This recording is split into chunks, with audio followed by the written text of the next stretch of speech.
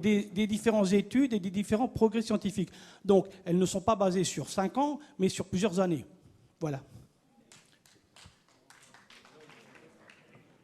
Jean-Claude Wissler, pneumologue, Sarreguemines. Je peux répondre à votre... Attendez, mais, docteur. Non, mais attendez, c'est important. Présentez-vous mieux, docteur, parce que moi, je suis pneumologue à Sarreguemines, docteur Wissler, pneumologue à Sarreguemines. Voilà, donc c'est pas l'OMS vraiment, c'est le plan national santé environnement qui est en train d'étudier les polluants. Donc pour parler des particules, pour parler des poussières, actuellement il y a un deuxième plan qui a été déposé au ministère de la Santé et puis au ministère tout court en mars dernier. Et les particules dont vous parliez de 25 microgrammes par mètre cube d'air. Ces particules vont être ramenées à 20, voire 15 d'ici 2010 à 2015. C'est bientôt. Alors comment allons-nous faire? On sait par ailleurs que ces particules sont responsables de 10% des cancers du poumon. Il y a bien sûr d'autres raisons, on les connaît bien, mais 10%.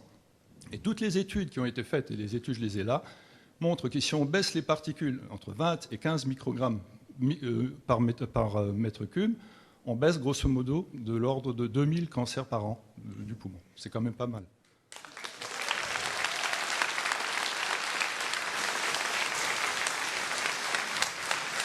Alors, simplement pour les poussières, ce que je peux rappeler, ce que j'explique tout à l'heure, c'est qu'il n'y a pas de création de poussières avec ce projet. Nous reprenons les poussières initialement dans l'air et nous les rejetons. N'intervenez pas comme ça. Il y a une question à poser, vous la posez. C'est la réponse. Mais c'est leur réponse. C'est un débat contradictoire. Il ne faut pas l'oublier. Vous posez une question, si la question ne vous plaît pas, vous le faites par écrit, vous me le dites par écrit. Vous avez encore, je vous rappelle quand même, jusqu'au 24 juillet pour vous prononcer. J'ai fait une prorogation de délai de 14 jours à ce sujet. Oui, mais madame, ça vous fait encore un mois. Voilà. Bonjour, allez-y, madame. Je suis le docteur Baudarem, médecin du travail, médecin en aéronautique, médecin du sport et toxicologue.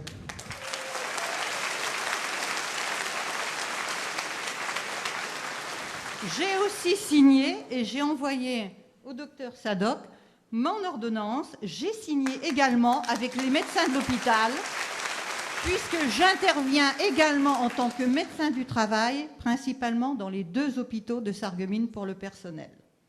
Bon, donc en tant que toxicologue, je suis parfaitement au courant, pas acheté par les politiques, pas acheté par les financiers.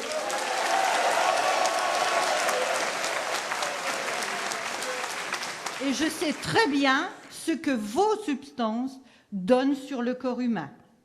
D'ailleurs, je reçois également toutes les semaines le bulletin épidémiologique hebdomadaire, ce qu'on appelle le BEH, qui m'est envoyé par l'INVS, l'Institut national de veille sanitaire.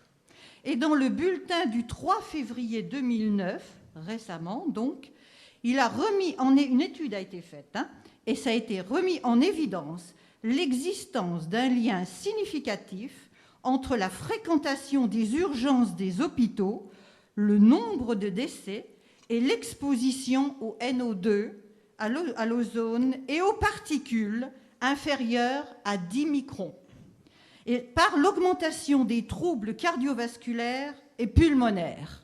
Alors j'aimerais bien, cette étude est scientifique, j'aimerais bien que première question, que vous me démontriez le contraire.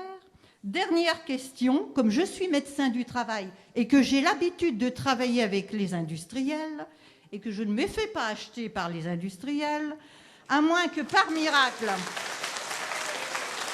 vous utilisiez des filtres super puissants pour réduire à zéro l'émission des produits polluants, j'aimerais avoir votre fournisseur de filtres et j'aimerais avoir les caractéristiques de vos filtres. Merci beaucoup.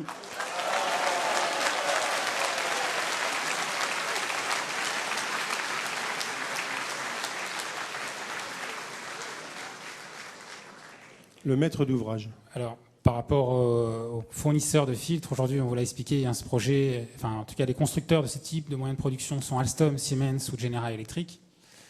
Et par rapport justement à votre demande sur les poussières, aujourd'hui, on vous le redit, ce projet sera présenté à la DAS, à la Direction des Affaires Sanitaires et Sociales, et c'est eux qui vont faire l'état du projet. C'est nous. C'est une fréquence. Il ne faut pas qu'elle ait qualité.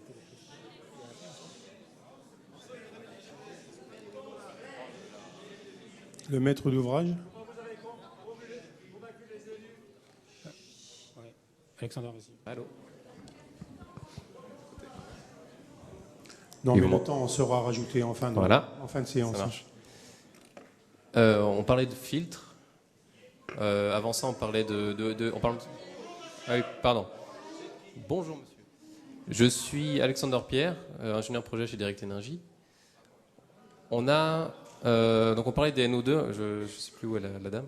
On parlait des NO2 et ensuite on parlait de filtres. Alors en parlant de NO2, voilà, pardon. Donc pour réduire en fait ces émissions de dioxyde ou d'oxyde d'azote, en fait on a des brûleurs, comme vous l'a expliqué Victor tout à l'heure, qui brûlent le gaz. Et on utilise ce qui s'appelle des brûleurs à bas NOx, ou dry and low NOx en anglais. Attendez, ma réponse est en deux temps. Ces brûleurs permettent de réduire en fait les émissions de NOx jusqu'aux quantités que vous connaissez. Donc, au-delà de ça, on a un certain nombre de filtres, comme l'a dit Victor. L'essentiel la totalité des poussières qui sont rejetées proviennent de l'air qu'on utilise, qu'on comprime et qu'on mélange au gaz avant de le brûler. On a un filtre qui est à l'entrée de l'aspiration, qui filtre jusqu'au PM5. Donc ça, c'est une réponse. Le contractant, comme nous l'avons dit, le contractant n'ayant pas encore été retenu, les appels d'offres n'ayant pas encore été lancés par le dit contractant.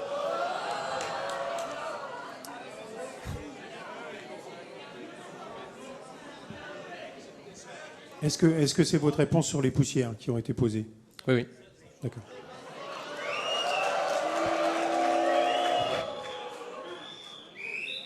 Monsieur Gély, là j'ai un petit problème de conscience. Là où je vois que vous étudiez les émissions de soufre, alors qu'il me semble que le gaz, justement, il n'y en a pas. Donc on met en avant le gaz, d'accord, et il n'y a pas de soufre et de poussière dans ce gaz. Ok. Donc là vous faites une étude sur votre dossier, émissions de poussière et donc dioxyde de soufre et autres, et les poussières pareil, et donc vous faites une combustion au gaz, et dans le gaz il n'y en a pas.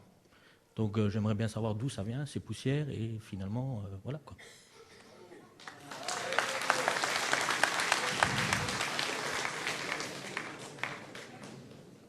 Le maître d'ouvrage. Pour vous répondre, Eddy répondez. Je me présente, je suis Eddy Becker, je travaille à CDF Ingénierie. Je vais parler plus fort. Pour ce qui est de la question des poussières et du soufre, vous avez effectivement raison, il n'y a pas de poussière dans le gaz et il n'y a pas de soufre dans le gaz à l'état naturel. Le soufre est rajouté à l'entrée du territoire français par GRT Gaz pour donner l'odeur odorante du gaz. Et cette odeur odorante, ils en rajoutent en quantité tellement faible qu'on appelle ça sous forme de traces. Donc, quand on dit qu'il y a du soufre à l'état de traces, c'est effectivement vrai. Des poussières, de la même manière, c'est à l'état de traces. Vous retrouvez les poussières et le soufre dans le dossier de demande d'autorisation d'exploiter, c'est vrai. Pourquoi ? Parce qu'on doit suivre la réglementation qui nous impose, d'après l'arrêté du 11 août 1999, à vérifier ces deux polluants ainsi que les oxydes d'azote et l'oxyde de carbone. Donc c'est pour ça que vous retrouvez ces chiffres dans le dossier. Mais, comme je vous l'ai dit tout à l'heure, c'est l'état de trace, aussi bien que le soufre que les poussières. Une nouvelle question. Bonsoir, Monsieur. Damien Marcel, ingénieur en thermique. J'avais une question. Le calcul des rejets polluants, c'est bien fait sur la base du rendement net de 57%